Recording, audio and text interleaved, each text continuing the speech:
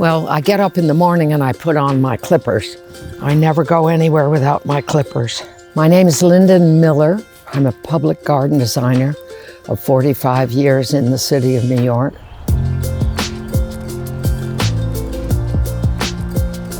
This is the way you enter my garden, and this is what I had in mind right from the beginning.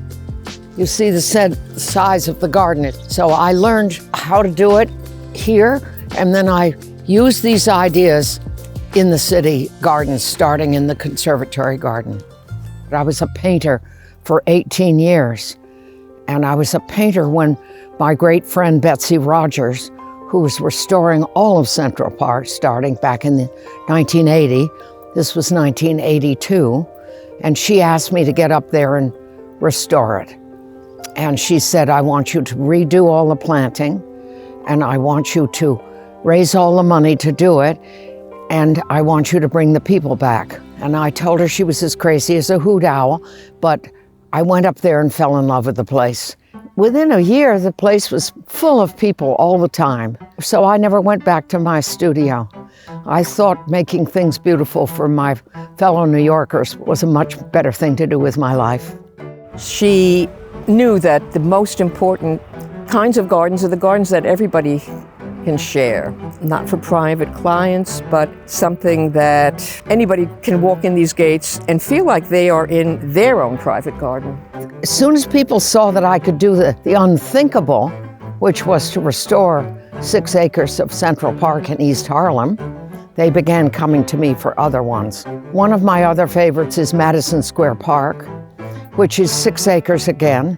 I love working at the New York Botanical Garden. I've been there for 45 years. It's a wonderful, wonderful institution. Lynden and I go back many, many years. First worked with her on some public gardens at Stony Brook University and Indiana University.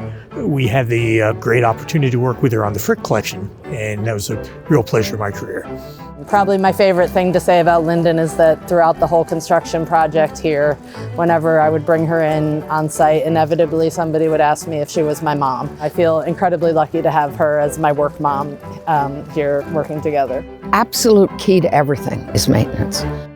So I would tell people, I won't do your job unless you give me a commitment to maintenance. And then I would help them find the gardeners, and I would train the gardeners. And it's the only reason these places still exist. Well, I'm coming through the 2 thujas, which have gotten so deliciously tall, and I have a bunch of different gardens out here. This is called a Daydaff walk. We do this at the Botanical Garden. This is the garden where I experimented with plants to see if they would be good for New York. Are they hardy? Do they have to be cut back or not cut back? Do they look good in the winter? If they don't look good, I don't use them. Being around my plants energizes me. I'll be tired later, but I'm not now. And I think she's happiest in gardens with plants. Yum. She works in a very painterly manner for putting these absolutely beautiful compositions together. Her enthusiasm and love of what she does is so apparent. I believe strongly that every human being needs a connection with nature.